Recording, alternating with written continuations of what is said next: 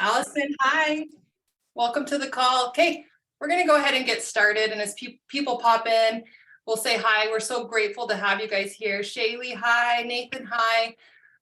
So Kevin asked me just to hop on really quick. And I don't know if you haven't met me, I'm Kevin's wife.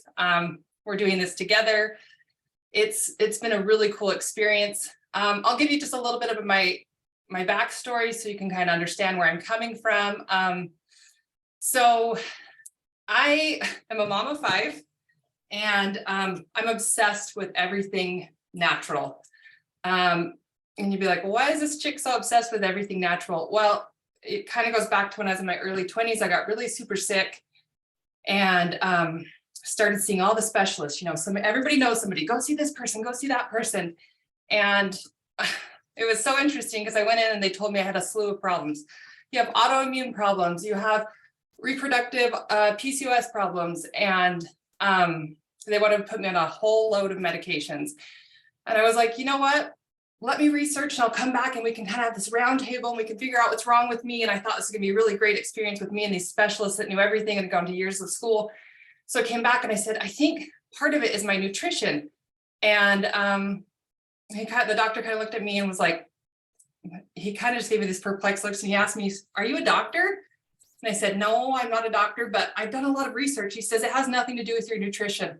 He says, you're wasting my time. So, you know, it was just one of those things where I had no idea what to do and I was lost. And I just started pouring myself into natural health. And I could sit here today and say, I have none of those things that they diagnosed me with. I have 5 kids. I've had them all at home. If you have any questions about that, I'll drop my number in the chat. It's a beautiful way to have a child. But what Kevin and Payton wanted me to hop on and talk about is customers. And this one comes super natural to me. And I'm like, okay, well, let's break it down. You go out into the world, or I'm going to use for this example, going out into the world. You can do this on, on your computer, Facebook, but let's just say we're going out into the world. So what I do, and I asked Kevin, I said, is this too woo-woo to bring up? But if I have a busy day out in the world, is I grab a handful of my greens, my active greens, and I literally set an intention. If you want to pray, whatever you want to do, and I say, please let these sticks find whoever needs them. And I'm very serious about it. And the first couple of times I did it, I was like, meh, maybe something will happen. But it was kind of magical. What happened is I ran into people that, the conversation just started happening. And when you have these conversations with people, I don't know if you've had a conversation with somebody and you can tell they're just trying to get at something. And you're like, what do they want from me? Like, what are they trying to pitch me or sell me? So just have a conversation with people, honestly care about them. If you're at the regional training, they talked about discovery, ask people questions. And what I found out when I went out into the world, sometimes it's not gonna be the person you're talking about that is the customer. It could be their dad, it could be their sister. So the 2 things that popped into my head was educate and expectations. So when you educate, you think, okay, I need to know a couple different things about each one of the blends. And while you're talking to these people and you're asking questions, it comes into the natural conversation. Once you start doing it, you won't believe how amazing it is. So I'll just give you a quick example so it makes sense. I went out, and I think, where did we go? It wasn't IFA, Smith and Edwards. We went to Smith and Edwards. It was such a cool store. And I had grabbed my sticks, I'd set my intention on the sticks, and I put them in my purse, and I kind of forgot about it. And I ran into this lady I haven't seen for years. I haven't seen her for years. And I used to work with her at the hospital. Backstory, I worked at the hospital for over 7 years. And so I just started talking to her, natural conversation. I asked her how she's doing. And she asked me how I was doing. And I said, I'm just feeling so much better. And she even asked me, she says, do you still have migraines? And I'm like, she brought it up. And I said, no, I don't. And this is, you guys, this is so true. Anybody out here, I can see all your cute faces. If you have migraines, I mean, I'm in the room, lights off, just Kevin has to take over. It's not a good situation. So I think, was it Tina? Tina, you have migraines too. Yeah. So I didn't want to say anything, and I've kind of been hush hush about it, but my migraines are gone, you guys. like gone. I could almost get emotional because it took 2 to 3 days out of my life every single month. I would have a migraine. So this friend of mine from a long time ago asked me, hey, you know, do you still have those migraines? And I said, no. And she's like, I have horrible migraines. What have you done? What have you done? And I just started talking about the greens. It came up natural. It wasn't forced.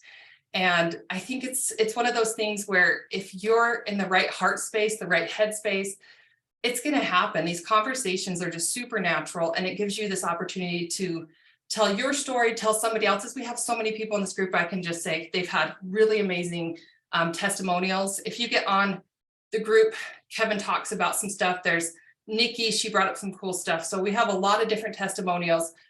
So go ahead, tell your story, tell the other people's story. And then after you educate them, you want to set an expectation. So I didn't even realize my migraines were gone until month 2. So on the product. So I always like to tell people, hey, you know, go ahead, give it a couple months, be realistic. It's not magic. Maybe magic will happen overnight. It might, but be realistic with them. So that was just my quick little spill on customers. It's super cool. I want to hear back if you guys, I challenge you to do that.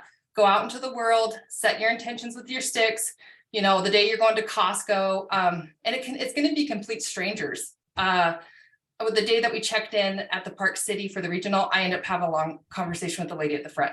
So it's all possible. It's really cool to get your customers. And then the big thing for me, I wanted to say, was to follow up. So remember details from your conversation and follow up with people. It's so cool that you remember them, and it's going to keep them around. If they have questions, they're going to reach out to you. So that was my little spill on customers. I hope there was something that you could get from that. I'm going to pass over the call to Mr. Payton, but I just have to say really quick, Payton, I get to see like the back end of stuff with Payton and Kevin. And it's so cool to see a true accountability partner. He's the type of person that is going to give it to you straight. And him and Kevin have these conversations, and Kevin is just completely uplifted, but also he's going to tell him like, bro, are you in the gummies at night again? What's going on? Let's get real. Let's get straight with each other. So such a cool person, he really cares about what he's doing, and he's so much knowledge. So I was going to tell you, if you don't have a pen and paper, get one, because every time Payton starts talking, he's just dropping that fire, and I'm like trying to write it all down. So thank you so much for having me. And Payton, I'm going to send that over to you. Erin, thank you. Can you hear me? I think we're good. Okay, so I just want to give Erin a little bit of props right now. So you would never notice it. You would never know, but she has been a little bit anxious about being put on the spot and sharing her story. And each and every week, I'm always like, oh, we got to get Erin on here. And so I'm really happy that you joined us, and I'm really stoked to hear your testimonial. And if I can say so myself, I think Erin's killing it at the customer acquisition game. I think she even downplayed her results a little bit, but she's been racking them up, which is cool. So I have a couple of different things that I wanted to address tonight. I'm going to go only about 10 minutes, and then Kevin's going to close us out tonight.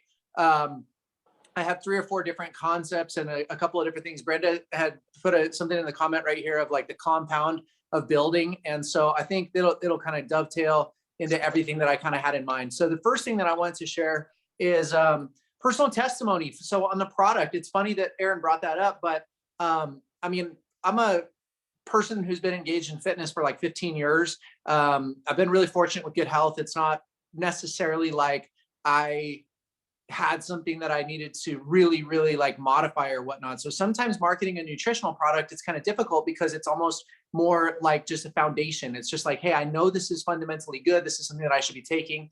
Now, what I want to share is that the first meeting that we ever had with Travis and Dan, when we talked about active greens, this is probably back in late July. Of course, we tried the NO2 strips, and we got to see, you know, the shades of pink and stuff like that. Now, my very first sample was not particularly high. It was a pretty light pink, and it was not very rich in color, which of course we know it basically is an indication that my NO2 levels were a little bit lower. And of course I took the product, and then, 15, 20 minutes later or whatever, it tested stronger. Now, what was interesting is, so I've been on the product now for August, September, October until now. So about 4 months. And just the other day, I had a new pack of strips, and I took them before I had taken the product at all today. And I'll tell you what, that new strip was richer in color than my after strip was on day one when I took that. And I hadn't had the product since the day before. So what that tells me is that by consuming this product over the last 4 months, I am gaining, stronger and higher levels of NO2. And so that was really exciting for me. And so what I wanted to add to that is that when you hear me talk about building business, one of the things that I talk about all the time is I talk about leverage. I talk about the idea of, how does this become a business where, you're putting in an hour a day and you're putting in 5 hours a week into your business. And then pretty soon you have a partner in the business that's willing to do the same thing. And now you're still putting in the same, 1 hour per day or 5 hours per week, but your business is bringing 10 hours a week to the marketplace. Or you have a team of 5, and now you have a business that, including you plus your 5, everybody an hour a day. You're doing 1 hour a day, but your business is doing 5 hours a day, right? And pretty soon, lots of people, we were just in a meeting earlier in the week, and one of the questions I asked is, I said, who here has worked the biggest work week? And we had some people that said, I think 120 hours was the biggest one. I'm thinking to myself, I'm like, my gosh, that's like 15-hour days, 7 days a week. And that's incredible. Now, what we all share in common, no matter how successful we are or how successful we're not, no matter where we come from, no matter who we associate with, the one thing that we all share in common is the amount of time that we have. And what I always like to think about is that when we look at people who have achieved high levels of wealth, who have achieved high levels of cash flow, it's not that they have any more time than we have, it's that they have leverage. And so at some point, if you have a business that's built around everybody putting 1 hour a day into the business, how many people does it take that are all willing to put 1 hour a day in on your team before you get to the point that you have a business that is more powerful in the amount of time that is in the marketplace than any one person could do? We all have 168 hours in a week. That's if we were working 24 hours a day, around the clock, 7 days a week, which of course we can't do. And so if you had a team of people that it's like, off the top of my head, maybe 30, right? And everybody's putting in 1 hour a day of the basics, sharing the product, following up on the product, just like Erin said, sharing the opportunity, following up on the opportunity, helping people get started, putting people through qualified influencer training, right? And everybody's working together. Only a team of 30 people, about a team as big as this call right here, and you now have a business that is bringing more hours to the marketplace per week than you could on an individual level. And there's that great quote that basically says, I'd rather get paid 1% of 100 man's efforts than 100% of my own. J. Paul Getty said that. And of course, he's one of these great stories of somebody that created astronomical wealth in a recession, in fact, in the Great Depression back in the 1930s. So what I also wanted to offer is that there's another place that we can get leverage. And you have to think about it. Leverage is something that is doing work for you when you're not doing the work itself. And what that is, and Erin reminded me, is it's these little sticks of active greens. Because if you share a stick of active greens and you send it on its way, if you give a couple of samples, like for example, I had a friend come over this week who bought a pair of skis for me. And he's like, what have you been up to? I said, hey man, I've been helping co-found a company. We got a greens product. It's incredible. Here, let me give you a couple samples.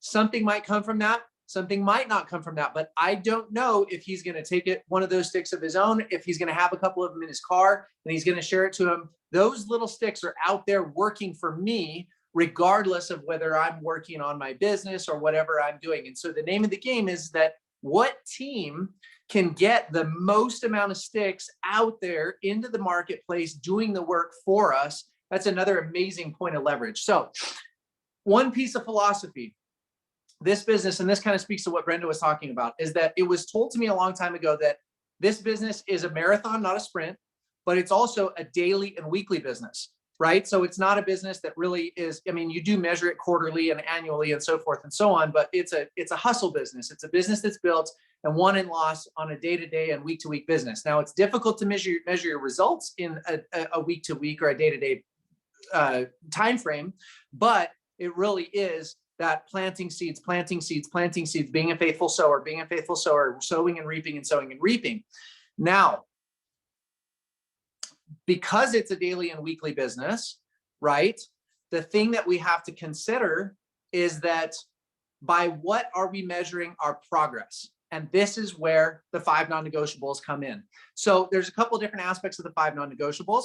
Of course, the biggest area, like we've talked about before, is that there are different places that we can gain influence. There are different places that we can gain reach. There's different places that we can make progress in our personal lives. And the 5 non-negotiables are designed, if we start to take, basically absorb these and we start to act them out, to help us naturally on a daily and weekly basis start to gain influence. And so that's really exciting. And so the last little piece of what I want to kind of cover today is that the challenge that I have for you, if you're sitting and you have your notebook right now and you're looking at the week ahead, something happened for me about 1 week ago that was really, really important. And it's like kind of like Erin had said, is that Kevin and I constantly are talking back and forth about our business goals, what's going on in business, what we need to do in business. We're talking about fitness, health, and all the different things that family, all the things that really are central to our life.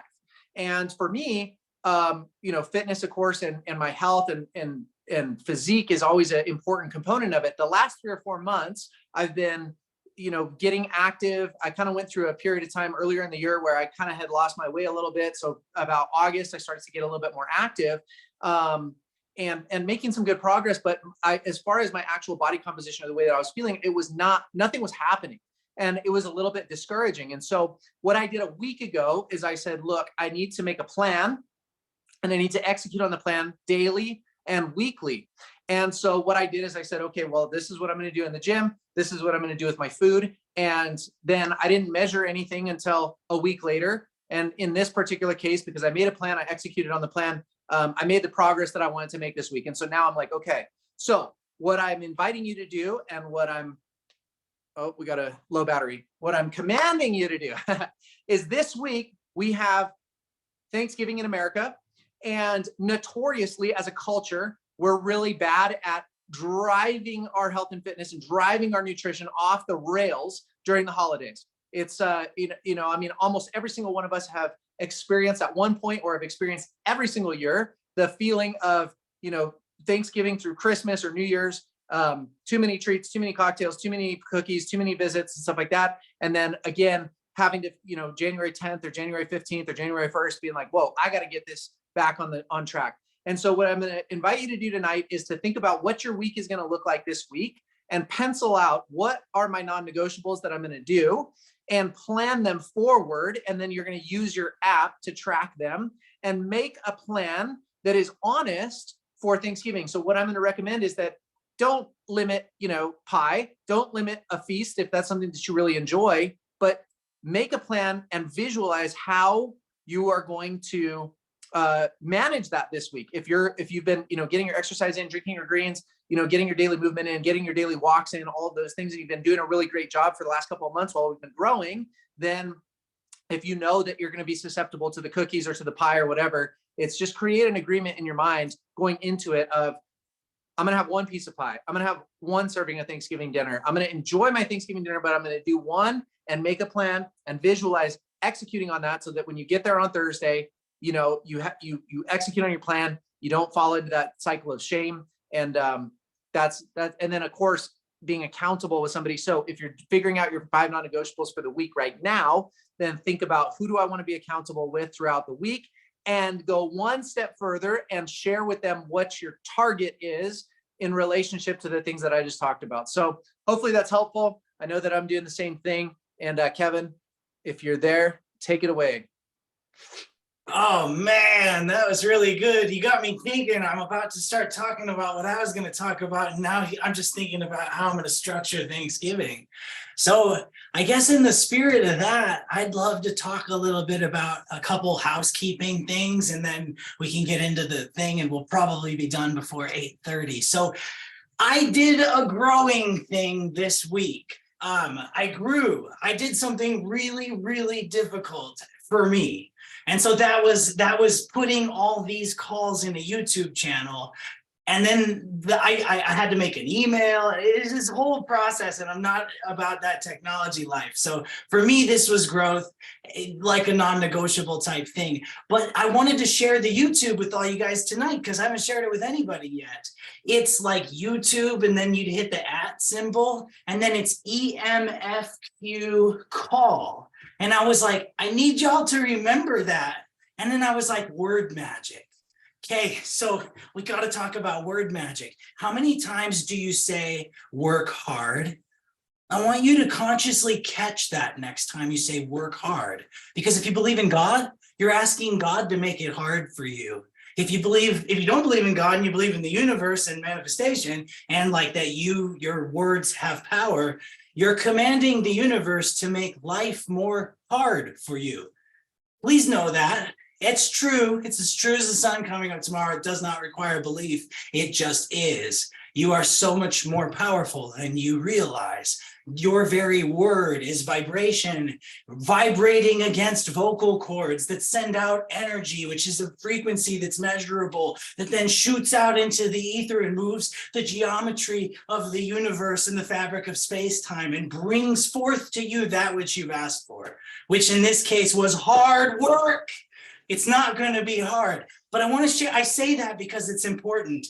So many of these things that have happened in our business over the last 3.5 months, as we've started putting this together, it all comes back to one moment. And to me, that was the moment of creation. And there were 2 moments of creation where it all came back into. And Payton and I joke, and we talk about this, it probably comes up at least once a conversation. It all goes back to a moment where 2 men were sitting in a living room and we said, hey, we were going to do networking, and we were really, really, really going to do networking, and we were going to do it this time. What would have to be different for it to be different? If we were going to do it, what would be our musts? And him and I as men sat there. Oh, I got goosebumps. Oh, I got some goosebumps right now. It's true. It's like, he said, man, it would have to be effortless, or at least feel effortless. And I'm like, well, it'd have to be magical, where it's constantly like testifying that power of something greater than us in the divine synchronicity of how it would come together. It would be effortless and it would feel magical. Oh, and Payton's like, it'd have to be so fun. And I'm like, it would have to be fun. If it wasn't fun, I don't want to do it. And it would have to happen quick. Not just for me, not just for him, not just for us. It's like for everybody, whether that was fitness or health or finance or learning something new that you could embed into your conscious reality to make it better, or some growth or a mechanism for change. So much more of that. And he's like, let's agree on it. And that was the moment of creation in our life. We said effortless, magical, fun, and quick. So I thought I'd name the YouTube channel that. So y'all would remember EMFQ, because for me to you, this like Thanksgiving season, in a spirit of gratitude for another day here on this place, for it to be listening and responding to your thoughts, feelings, and beliefs, what would I hope for you this Thanksgiving season? I would hope that for you, it would be effortless in feeling. It would also feel magical, and it would be magical in the way that it came together. It would be really fun, and it would happen quick. And in the process of that, Payton was talking about that cycle of shame, and I wanted to finish with this because I've been beating myself up all week, thinking, man, I barely worked my business.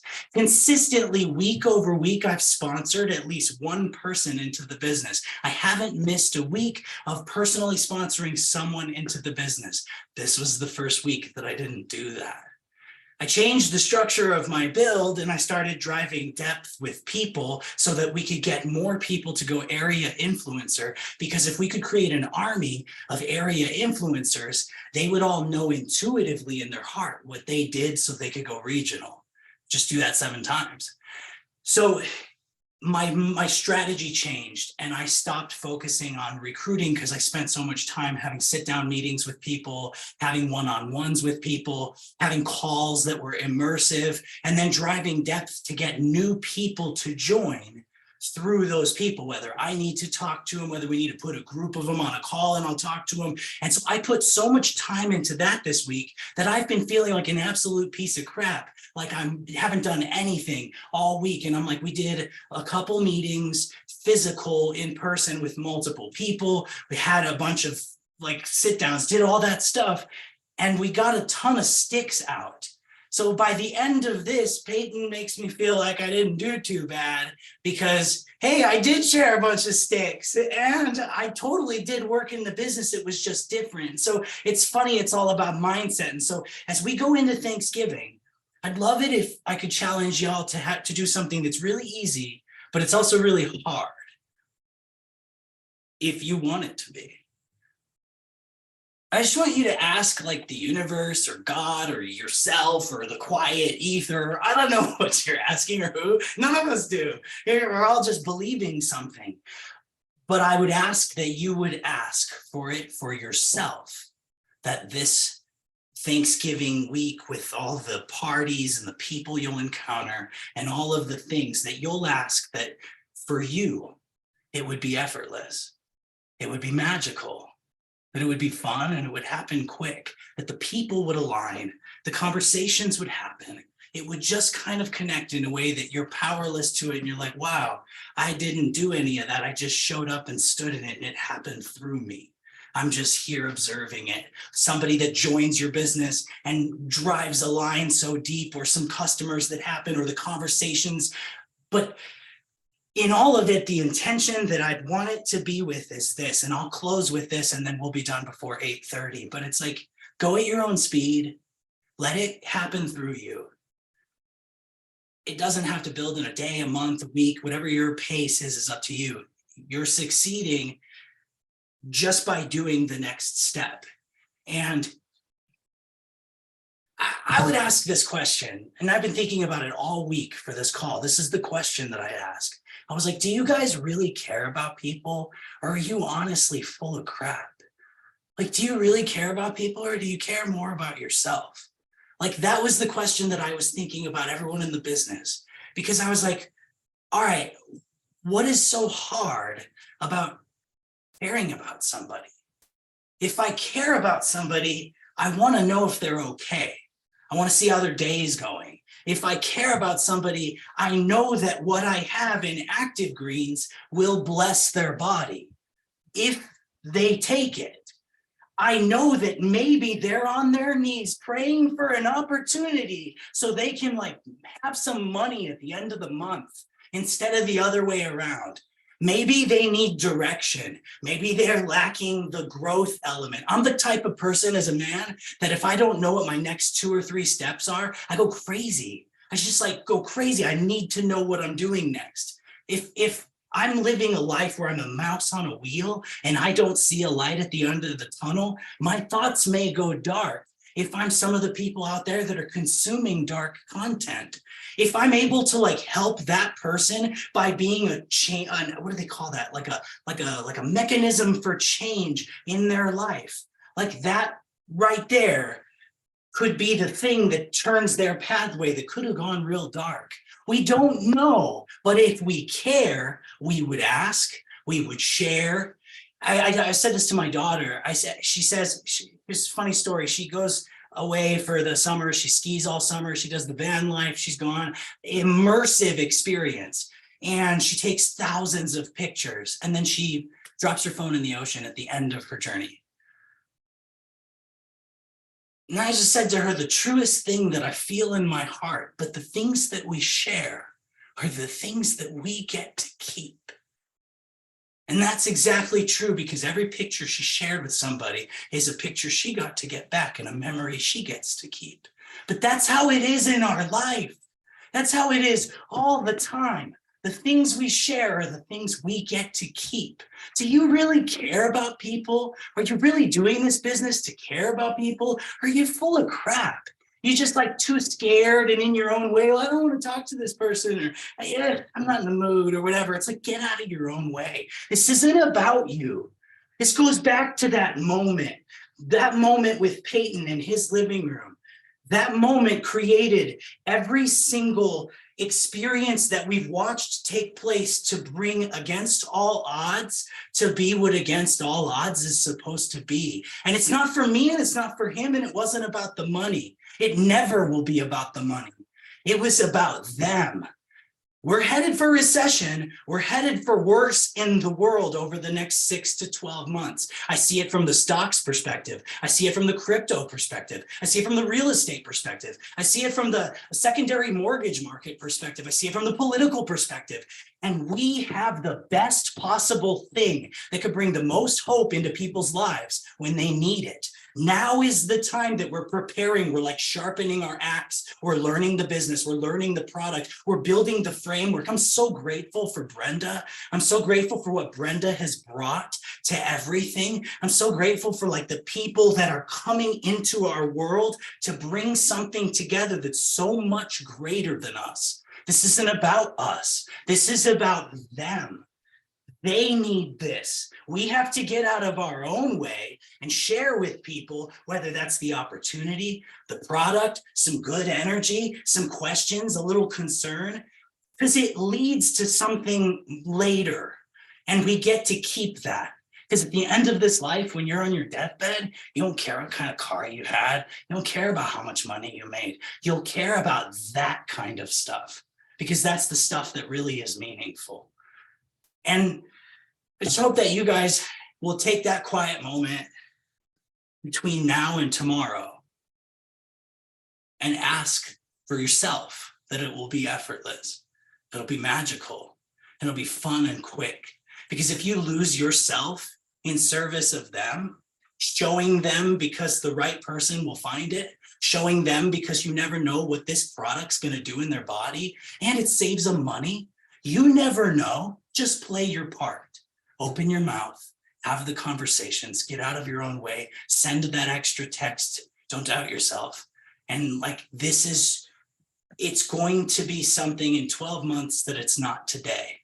It's going to be something in 24 months that it's not today. But we have the solution for what's coming in the world. And you guys are so perfectly positioned that this could be something so much bigger than you can conceive it to be at this point in the journey. And I know that. I swear I know that, because I was a part of this meeting with Dan and Travis when they were putting this together. And this is the same as the Payton Kevin moment. I said to Dan, I said, hey man, I was like, seems like people, you attract the wrong people in former companies, you sold to the wrong person. Like, you have different that. I was like, I don't ever want to see that to happen again. If I'm going to do this, it can't happen like that. And I looked at Travis, and Travis was shaking his head, yes. And I said to Travis, I was like, if we do this, I need your decision, complicit as men, tonight, right here, that it won't be like that. This time, it'll be like so pure and safe for them. This is something that we create that continues to pay on. We die and it's still there. That's what this is. And you're here now, 3.5 months in. This isn't like it's ever been before. It's not like it'll ever be. It's not like how it was. All of that stuff, leave it and lose yourself helping people, because it's like doing nonprofit work without the nonprofit, because you're going to get tons of profit. And you're going to bless people. So I'm done. I went 5 over. I'm sorry. Thank you guys for being a part of it. And we do this call every single Sunday, 8 o'clock, forever, no matter what. It doesn't matter if it's on a holiday. Guess I'll be the only one. And so will Payton. We'll always do it 8 o'clock Utah time. And thank you guys so much for being on here.